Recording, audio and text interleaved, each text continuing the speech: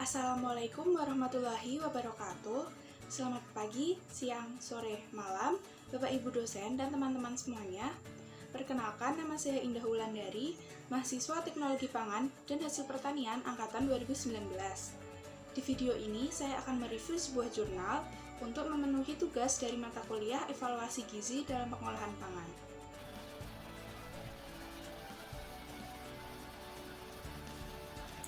Jadi, jurnal yang akan saya review berjudul Effect of Triple Retrogradation Treatment on Chickpea Resistant Starch Formation and its Characterization oleh K. Jagannathan, R. Parimalaveli, dan A. Surendra Babu yang dirilis pada tahun 2017.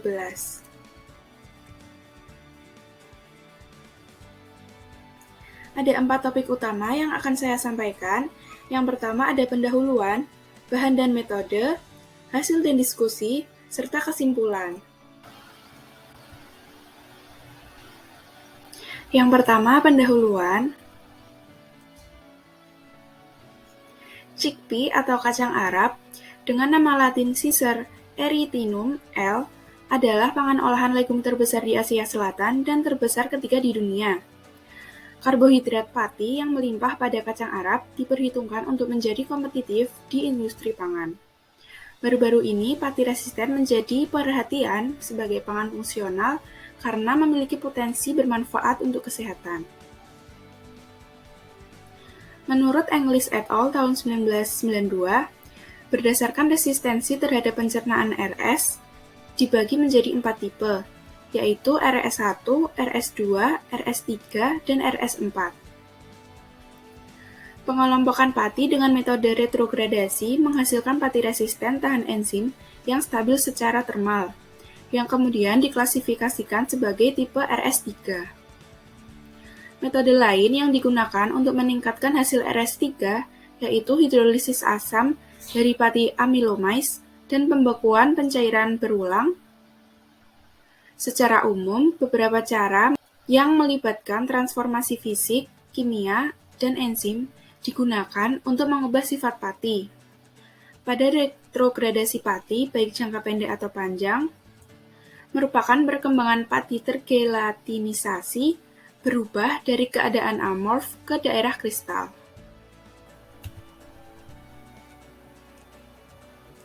Nah, pembentukan RS ini dipengaruhi oleh berbagai hal, seperti kandungan amilosa, panjang rantai molekul, suhu gelatinisasi, lama penyimpanan atau retrogradasi, dan suhu gel pati. Menurut Aswar DKK tahun 2016, penurunan indeks pembengkakan dan sifat pasta yang rendah dapat meningkatkan pati resisten sebesar 30-38% pada sampel pati beras dengan perlakuan autoklav retrogradasi. Peningkatan signifikan dalam kelarutan air dan kapasitas pengikatan air ditemukan sebagai hasil dari metode pemanasan dan autoklav dalam produksi RS.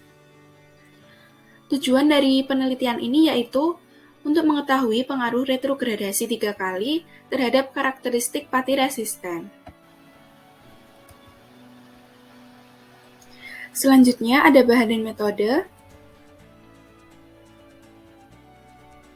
Bahan yang digunakan yaitu desi chickpea yang diperoleh dari Tamil Nadu Agricultural University. Kemudian, chickpea tersebut diisolasi patinya dengan metode Vasantan 2001. Pati hasil isolasi digunakan untuk pembuatan pati retrogradasi 3 kali. Selanjutnya ada persiapan pati, yaitu pati seberat 25 gram ditambah dengan air destilasi 50 ml dan ditempatkan dalam wadah kaca 150 ml kemudian ditutup rapat. Kemudian dipanaskan dalam air mendidih pada suhu 121 derajat Celcius selama 30 menit hingga diperoleh gel.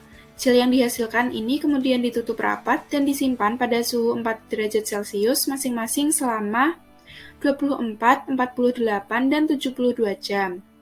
Kemudian, itu untuk melakukan satu siklus perlakuan retrogradasi. Kemudian, pemanasan sampel retrogradasi dalam air mendidih selama 30 menit dan mengalami 3 siklus perlakuan retrogradasi dalam interval waktu 24, 48, dan 72 jam. Nah, langkah tersebut diulangi hingga retrogradasi 3 kali dan 3 kali siklus. Kemudian, gel triple retrogradasi dipotong dengan panjang dan ketebalan kurang dari 5 cm. Kemudian dikeringkan dalam oven dengan suhu 45 derajat Celcius selama 4-6 jam, lalu digiling dan disaring dengan ayakan 100 ml, hingga diperoleh sampel pati triple retrogradasi. Selanjutnya ada analisis. Yang pertama ada kecernaan in vitro, dilakukan dengan metode standar English. Prinsipnya, sampel pati dihidrolisis dengan larutan pankreas babi alfa-amilase dan amiloglukosidase. Kemudian, supernatan yang diperoleh diuji kadar glukosa dengan kit glukosa oksidase atau peroksidase. Lalu ada analisis sifat fungsional. Yang pertama yaitu kapasitas mengikat air dengan metode Yamazaki, kemudian swelling power dan kelarutan pati dengan metode Gani, lalu sifat pasta pati dengan metode Noda. Kemudian ada analisis sifat struktural yang dilakukan dengan X-ray diffraction atau XRD, serta scanning elektron mikroskop atau SEM. Nah, data-data tersebut kemudian diolah, dianalisis dengan SPSS versi 16.0, kemudian min dan standar deviasi dengan ANOVA untuk mengetahui perbedaan signifikan antara rata-rata, sedangkan rata-rata dipisahkan dengan LSD.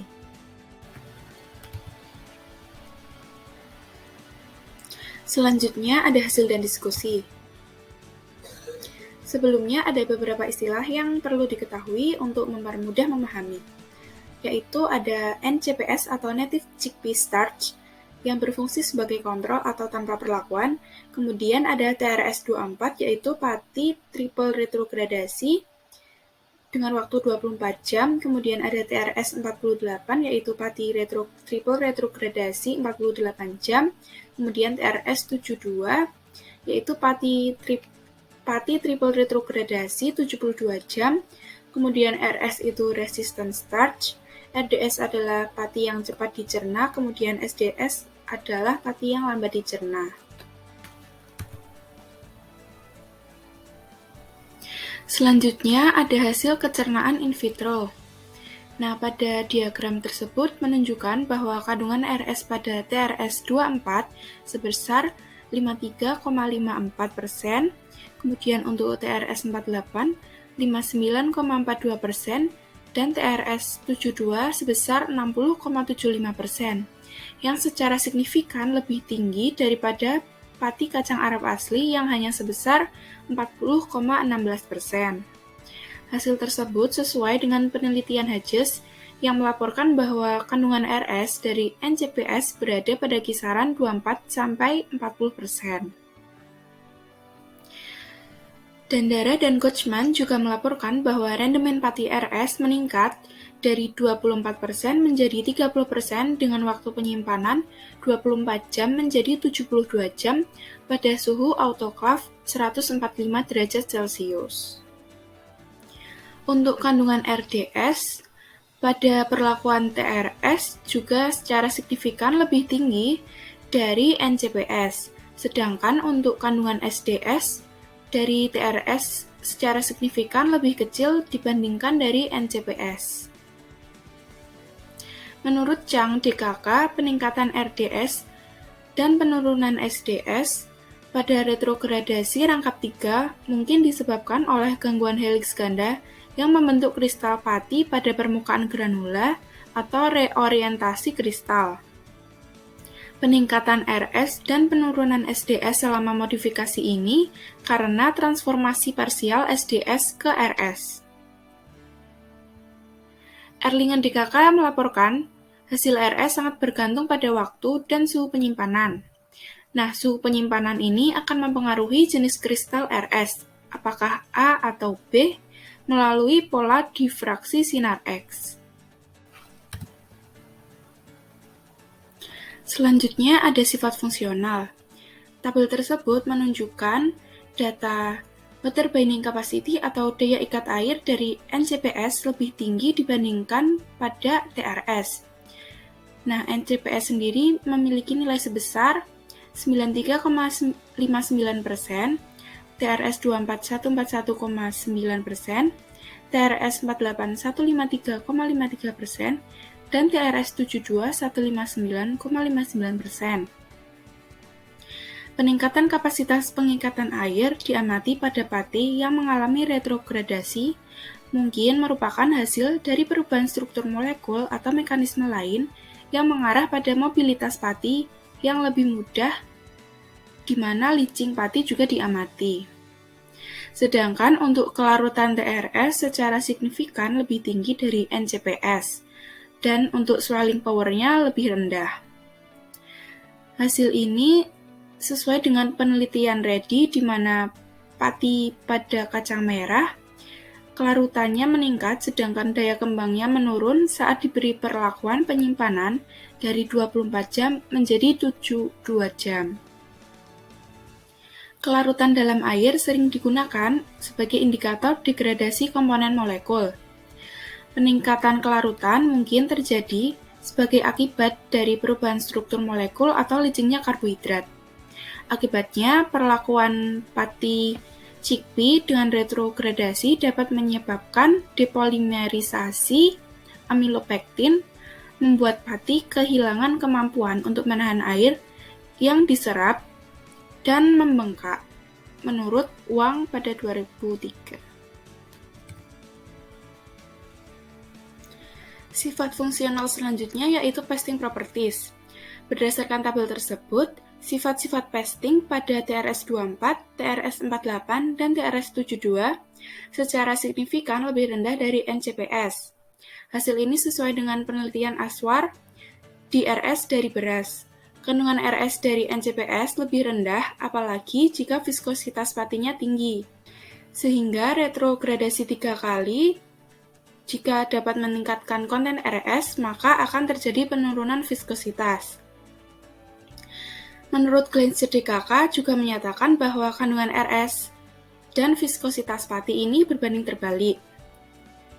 Hidrolisis parsial pati menghasilkan rantai linier pendek dan bercabang dari daerah kristal dan amorf, yang menghasilkan produk dengan viskositas pasta yang berkurang dan kemampuan rendah untuk membentuk gel.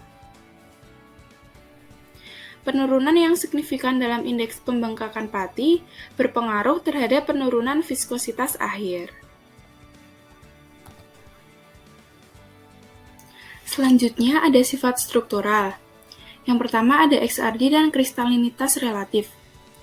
NCPS menunjukkan pola kristalinitas tipe C berdasarkan tabel 1, dengan puncak intensitas menengah pada sudut difraksi 2 θ sebesar 15,5 derajat dan puncak tertinggi pada 2 θ sebesar 17,6 derajat dan 23,8 derajat. Pola kristal tipe C ini merupakan karakteristik pati dari kacang-kacangan dan terdiri dari campuran struktur kristal tipe A dan tipe B, menurut Huang et al. Tahun 2007. Kemudian, untuk TRS-24 menunjukkan pola kristalinitas tipe B, dengan puncak intensitas pada sudut difraksi 2 θ sebesar 14,5 derajat, 17 derajat, 18,6 derajat, 22,1 derajat, dan 24,1 derajat. Hasil ini sesuai dengan pustaka di mana kristalinitas tipe B ini cocok untuk chickpea terretrogradasi. Sedangkan untuk TRS-48 dan TRS-72 menunjukkan campuran pola kristal tipe B dan tipe V. Masing-masing nilainya dapat dilihat pada slide. Hasil ini juga sudah sesuai dengan pustaka di mana campuran pola kristal tipe B dan tipe V ini ditemukan pada RS beras lilin. Derajat kristalinitas RS secara umum lebih tinggi daripada NCPS. Hasil ini sudah sesuai dengan pustaka di mana hal ini disebabkan oleh transformasi amilosa amorf menjadi struktur helix ganda selama proses autoklav dan pendinginan. Sifat struktural selanjutnya ini diamati dengan scanning electron microscope atau SEM. Nah, pada gambar tersebut dapat dilihat bahwa NCPS menunjukkan butiran berbentuk oval besar, butiran berbentuk bola kecil, dan permukaan granular pati halus tanpa adanya celah. Hasil serupa ditemukan pada kultivar chickpea India yang ditemukan oleh Singh et al. Pada tahun 2004. Bentuk granula pati pada kacang-kacangan yang berbeda bervariasi dari oval sampai elips atau bulat menurut Singh et al. Tahun 2008. Nah, setelah mengalami retrogradasi 3 kali, struktur granular terganggu. Muncul beberapa butiran dengan lubang kecil di permukaan dan melekat bersama untuk membentuk struktur jaringan yang kasar dan berserabut. Sehingga terjadi perubahan morfologi dan partikel yang berbentuk tidak beraturan membentuk jaringan berpori berwarna putih. Hasil serupa ditemukan pada penelitian Zhang dan Jin pada tahun 2011. TRS menunjukkan lebih banyak kristalinitas dan membentuk struktur yang lebih besar. Hal ini disebabkan oleh retrogradasi rantai amilosa lebih banyak, yang mengakibatkan reorganisasi struktur pati menjadi kompleks helix, sehingga kepadatan struktur kristal meningkat dan dapat meningkatkan resistensi terhadap enzim. Selanjutnya ada kesimpulan. Hasil penelitian ini menunjukkan bahwa produksi RS meningkat dengan retrogradasi 3 kali lipat. Pada TRS-72, kapasitas pengikatan air RS dan kelarutan lebih tinggi di antara TRS, sedangkan untuk swelling power dan sifat pasta lebih rendah. Jenis kristal berubah dari tipe C pada NCPS menjadi tipe B pada TRS-24 dan menjadi tipe B plus V pada TRS-48 dan TRS-72.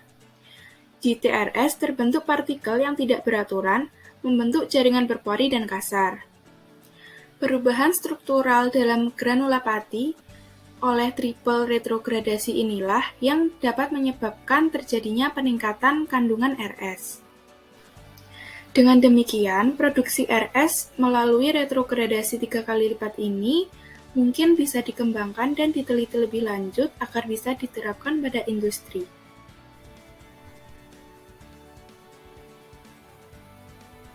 Selanjutnya ada Q&A.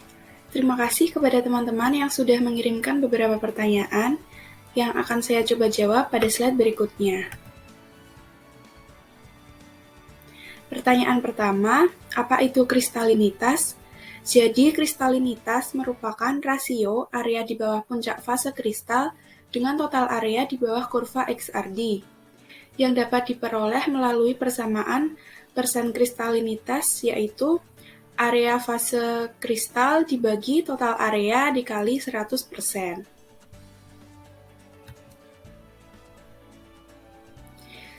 Kedua, jelaskan perbedaan kristalinitas tipe B, tipe C, dan tipe V. Berdasarkan XRD, diperoleh pati dengan kristalinitas tipe B menunjukkan puncak intensitas pada sudut difraksi 2 θ sekitar 5,6 derajat, 14,4 derajat, 17,2 derajat, 22,2 derajat, dan 24 derajat. Kemudian untuk tipe C menunjukkan puncak intensitas pada sudut difraksi 2 θ sekitar 5,6 derajat, 15,3 derajat, 17,3 derajat, dan 23,5 derajat. Serta untuk tipe V menunjukkan puncak intensitas pada sudut difraksi 2 θ sekitar 12,6 derajat, 13,2 derajat, 19,4 derajat, dan 20,6 derajat menurut Lima et al. Tahun 2012.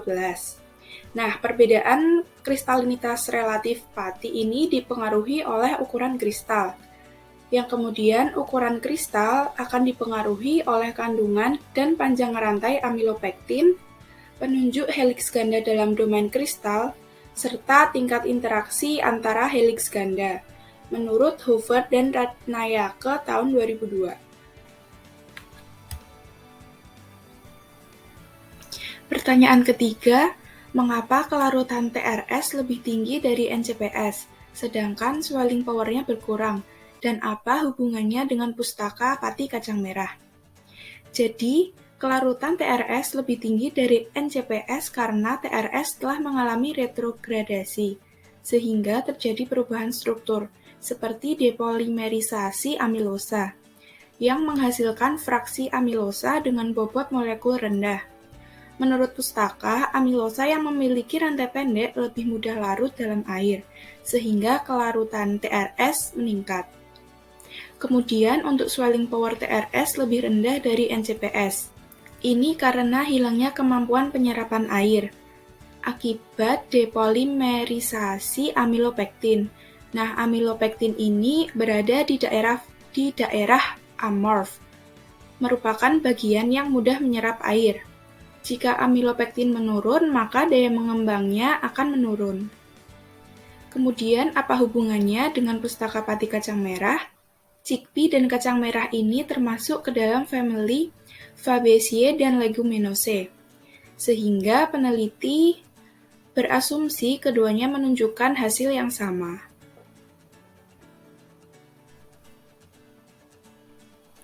Pertanyaan keempat, mengapa hanya diuji kecernaan in vitro-nya? Apakah itu sudah akurat untuk menentukan kecernaan RS-nya? Kemungkinan peneliti memiliki waktu yang singkat dan sumber daya yang terbatas, sehingga hanya dilakukan pengujian in vitro. Selain itu, uji in vitro ini memiliki kelebihan seperti mudah dilakukan, waktu yang dibutuhkan singkat, biaya yang murah, dan dapat dilakukan kontrol. Kemudian, apakah sudah akurat? Ya, sudah akurat.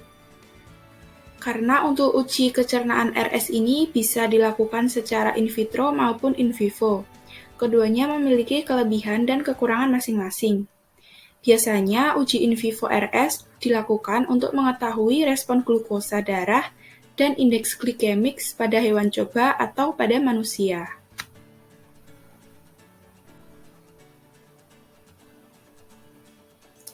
Berikut ini beberapa referensi yang saya gunakan. Demikianlah presentasi yang dapat saya sampaikan. Kurang lebihnya mohon maaf. Wassalamualaikum warahmatullahi wabarakatuh. Terima kasih.